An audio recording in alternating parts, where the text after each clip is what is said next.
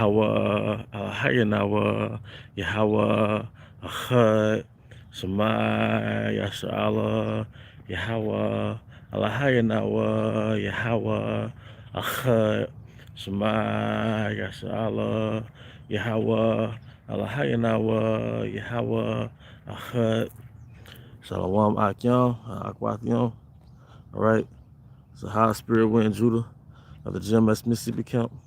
Giving all honor and glory to the Heavenly Father, Yahweh, by Hashem, Yahweh Shai, by Hashem, Kakodash. I also want to give double honors to our apostles, great millstone who rule well, and peace and blessings to the house of David the elect. I'm back out here at the reservoir, all right, in which this is the part the brothers and I, we do lessons, all right. And the name of this live stream, all right, is entitled We Were Not Always Niggas. All right, we were not always niggas. When I say niggas, I mean from the so-called Negroes down to the so-called Hispanics and Native Americans, man. You know, we have something called a frame of reference.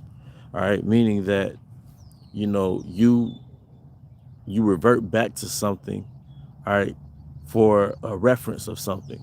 So when you think of your people, what do you think of? When you think of so-called black people, quote unquote black people, what do you think of? MLK, Malcolm X, entertainment, rappers, comedians, singers, actors, actresses, the Martin Lawrences, the Eddie Murphys, the LeBron James, all right, the Flavor Flaves, the, you know, but we were not always those people. These people whom I've just mentioned, which are like the archetypes of black people, so-called black and Hispanic and Native Americans. We got George Lopez, all right. You got what you call so-called Native Americans, all right. Those people and those images have been fabricated in America, but those are not culturally our people in the Bible. Those are ethnically our people in the Bible. Those are in a bloodline sense. Those are the people that we read about in the Bible, but culturally, those are not our people. All right, the Gucci Manes and the Chris Browns and, you know, ethnically, those are our people from a bloodline sense, but culturally, that's why I entitled this live stream, all right, we were not always niggas, all right? We were not always niggas. Now, don't get me wrong, we did deviate from the laws of our power, which essentially made us niggas. It made us degenerates, all right? But ultimately, this is the result. This is the result of being 2,000 years away from our homeland, all right? As it says in Jeremiah 50, they've gone from mountain to hill and they've forgotten their resting place, meaning they go from government to government or kingdom to kingdom, from culture to culture, all right, and forgotten their resting place. So that's why I brought up the concept of a frame of reference. Our people don't know where they came from. We were taught that we came from Africa, but why is there such a short book on us coming from Africa? When I was in school, I don't remember much in the details about us being in Africa, all right? Wouldn't you like to know specifically in detail where you came from, all right? So the worst thing you could do to a human, all right, is make him forget where he came from, all right? Because now you have no ancestral standard, all right? And this is where you spun the word degenerate, right, or degeneracy. Degenerate literally goes back to gene, all right? I think D means away, and generate goes back to gene, all right, as in your gene pool, your bloodline. And if you go into the etymology of the word degenerate and the freedictionary.com, one of the etymology definitions is to depart from an ancestral standard, all right? So when you think of Israelites, meaning so-called Negroes, Hispanics, and Native Americans, it's in one, hey, shalom, shalom. When you think of our people, especially from the perspective of people from who don't live in this country, when you go out of a country, oftentimes, you know, people, they judge you based on what they see in the media. So when they see you, they think you're Jamie Foxx, they think you're Chris Brown, they think you're LeBron James, they think you can do all these stereotypical things, but nobody attaches you to the one true power, okay? And that's where it's bad. We weren't created to be entertainers. for a so-called fucking white man. And that's irksome to even think like that. All right, when you think about it, we weren't created to go and get a job for the so-called fucking white man. All right, there's a world outside of Esau's captivity, man. But he's a superpower. This is a result of being a superpower, like it says in First Maccabees, and roughly paraphrasing. We went after the likeliness of the Greeks, and there's this book called Ancient Greece. All right, there's this book called Ancient Greece, and it straight up shows you so-called Negroes embracing Greek culture with braids in their heads, playing a game of discus. All right, playing a game of discus, running in the Olympics, excuse me. All right.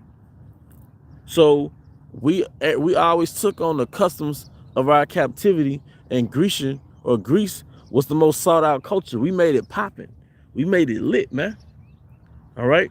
That's why all those letters written to our people, all right, whether it was the book written to the Romans, the book written to the Colossians, the book written to the Ephesians, they were all under that same culture. And it was that Greco-Roman culture. And you had Israelites who were comedians, Israelites who were poets, all right, Israelites who were actors. That's why you had the Colosseums, man. So like, that's why you had the Colosseums, all right? Paul was leaving one of those theatrical events. I think that was in the book of Acts, the Apostle Paul, man. And you still see relics, all right, of Rome being a world power, all right, and Greece being a world power. What America is now is what Greece was then. The influence that America has now is the influence that Greece had then, man. All right? Just like everybody wants to wear a suit and tie, right? Ultimately goes back to you marveling after the fashions of the Greeks. Let's not get on our women. Let's not get on our women. Our women can't cook 10 recipes. Our women can't cook 10 recipes off the dome, man. When I say off the dome, I mean off their head. Our women, especially the southern fucking women, the southern kingdom, because the northern kingdom, they still maintain that domestic culture. Although they do it from the perspective of being a goddamn Roman Catholic, which is a state of confusion, which is the software program, all right, of your oppressors.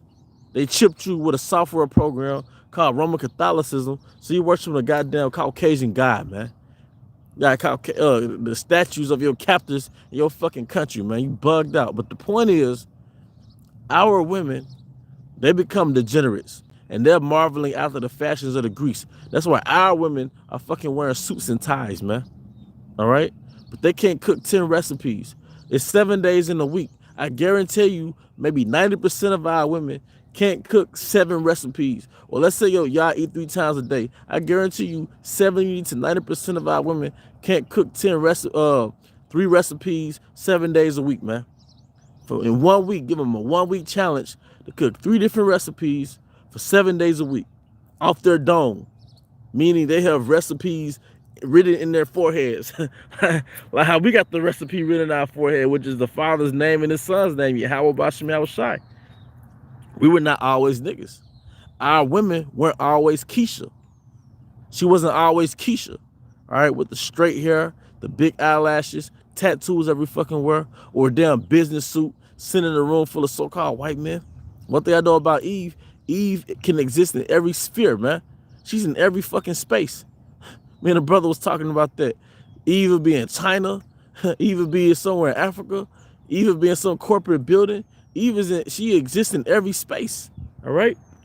But that wasn't always so, all right? And that's not to say that, we in Babylon and we don't want our women to actually make money. Shit, you're going to have to make money. It'd behoove you to have 2 forms of income coming to the household. But that's Eve's religion. Going after the likeness of these damn Romans, that's Eve's religion. All right. She's going to judge her Israelite king, her Israelite man, based on the rules that the king of Babylon created. That's why her rebuttal to you is, you don't own me, and we don't own you. The king of Babylon owns you. And he allowed you to feed yourself through working for him. But we were not always niggas. Okay? That's why, and was that Jeremiah 2? Is that Jeremiah 2? How we became that degenerate vine? Correct me if I'm wrong. But that degenerate vine, but it said he planted us a noble plant. Don't you know that our laws make us royal? Our laws is like a book manual to raise kings and princesses, man. Our laws is a book manual that cultivates princes and princesses. It's a royal law. It's a royal law. All right. And it was a royal law created to separate us from the heathen who are round about us, man. Like I went into the lesson last night. All right. We had laws on meat. If you had defiled meat, the Most High didn't say throw it and burn it. It said give it to the fucking heathen. Showing you that there's a hierarchy, all right, from when it comes to mankind. The water, brother, Jeremiah 2:21. Yet I have planted thee a noble vine, a holy, a right seed. How then art thou turned into a degenerate plant of a strange vine unto me? All right. Jeremiah 2:22. For though thou wash thee with nitre, all right, and take thee much soap, yet thy iniquity is marked before me, saith Yahweh power. All right. And that's how we ended up here, man, because we was infatuated with the damn heathens, and it caused us to degenerate from our power, deviate from our power. That's where you get the term deviant from. A deviant, all right? Somebody that deviated from the right way. So we have a nation full of deviants, man. Deviants, man. All right. Once again, we had laws of purity. The theme, one of the reoccurring themes of the laws is purity, whether it's ceremonial purity, all right, spiritual purity, all right, because through purity, we get in tune with our power. All right, but we have cultures now that keeps you in a state of filth. And how does it keep you in a state of filth? Because it makes you driven off of your own nature, your own devices. So in order to follow Yahweh Shai, because if you follow Yahweh Shai, you follow Yahweh. All right? Because that's why it says in St. John that the Father is in Yahweh Shai and Yahweh Shai is in us. Well, if you follow Yahweh Shai, you have to denounce your filthy, beastly nature.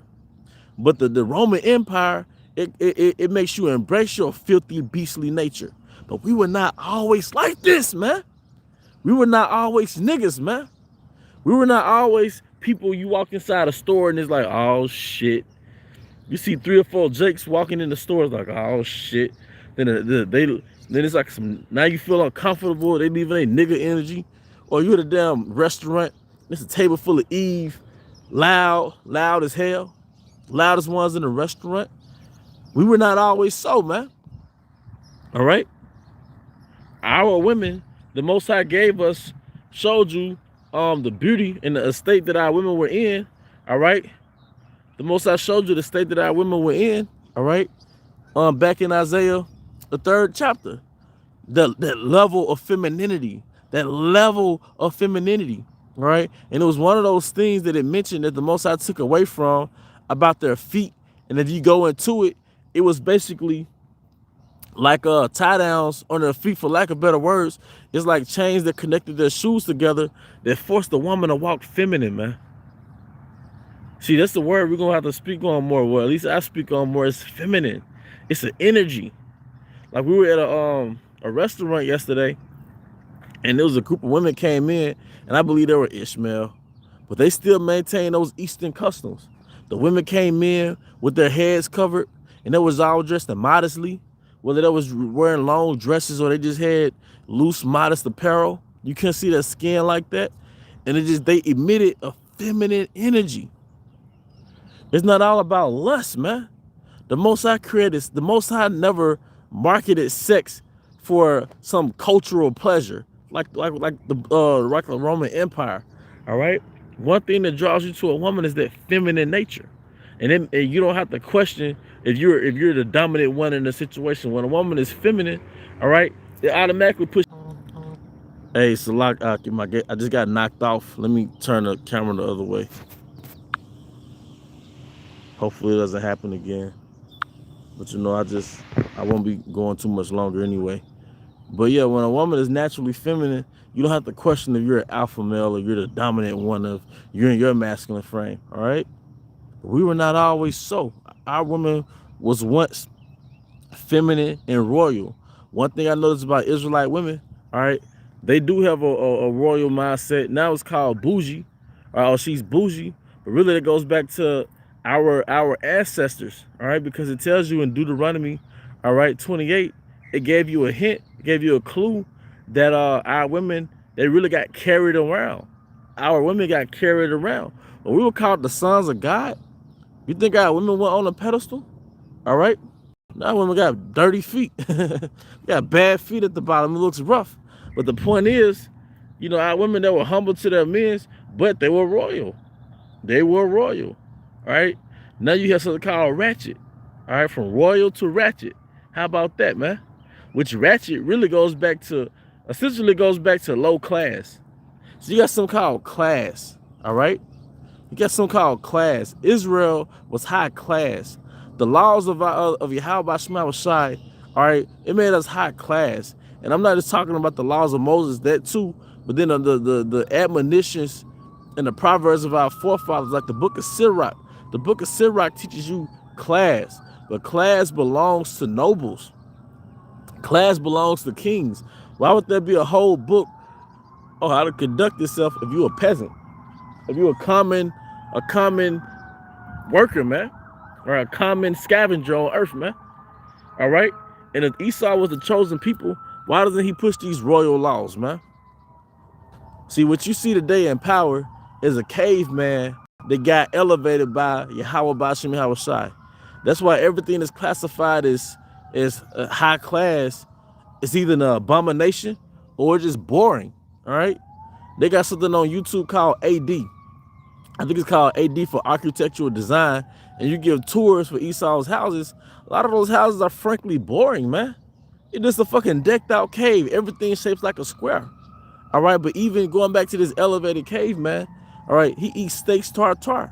All right, but he makes it seem like it's some upper echelon type thing. We don't eat a full cooked steak. But what did our power say? Do not eat the meat with the blood in it. All right. What do you? He also has what? Caviar, and it's another one. I think caviar is snail. All right, and the other one is some type of eggs. All right, but it's all an abomination to the nation of Israel. But to show you the racism of Yahweh Shema Shai, the Most High said, if you had meat that defileth of itself, man, throw that to the heathen. It's like the ocean and the planet Earth. Or you got the ocean and you got the planet Earth. On both spheres, all right, the hydrosphere and the the aquasphere and the Earth, all right, you have scavengers. You have animals that eat the carcasses of other animals. You have animals that eat, you know, trash per se. All right, and that's to keep the earth clean. But you have humans, the heathen are like scavengers to us, man. Give it to the heathen. Okay, caviar is fish get eggs, and escargot is snails, the water, brother. All right, the water. All right, but Esau elevates that like it's a delicacy. All right, that's how you know this is a caveman in power. Like that song, like the song from Lauryn Hill and Nas, "If I Rule the World." This is a caveman living out his dream. If I rule the world. All right, no pedophiles will be arrested. You always his opposition is us, so we always on the news as being criminals. But how many kids, how many children has he defiled throughout his reign in history, man? The last 500-700 years of his rulership, how many children were defiled, man? Okay, this country got built up off human trafficking, called the global slave trade, man. All right, but it was not always so. Once upon a time, we saw Esau, we shoot him away. Like, get gone now. You know? Shoot him off with a stick, man. All right? But now Esau shoots us off with a stick, man. All right?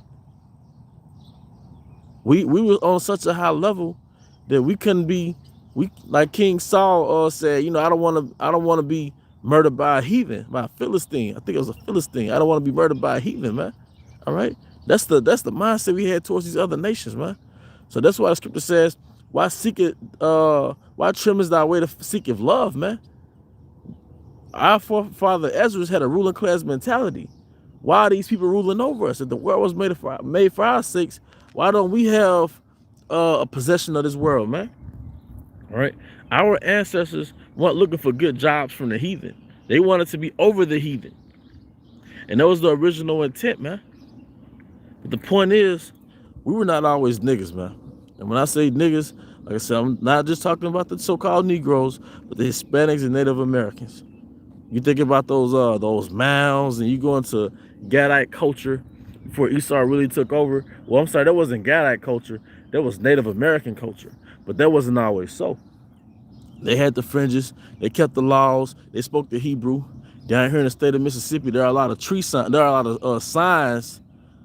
All right, they have a Hebrew root to it, man. When you try to pronounce the Gadite words, it'll have you basically speaking Hebrew. All right. But the point is, man, we were not always niggas. You know, that's where you get the term degeneracy from, which degeneracy goes back to depart from the ancestral standard. And what was the ancestral standard? All right, the law, statutes, and commandments. That was our standard. That was our standard in which we stood by. All right. So in the times to come, I be willing, we are the elect, and we get ascended unto those chariots. And when we descend, we will descend to a world that's likened to the will of Yahweh Bashim Yahweh Shai. All right. So with that, I'm gonna draw this lesson to a closing. Once again, I want to give all honor and glory to Yahweh, Bahasham Yahweh Shai, Bahasham Rakak. I also want to give double honors to our apostles of Great Millstone who rule well, and peace and blessings to the house of David the elect. And with that, Abba Baal, Kom Yasha Allah, and Shalom.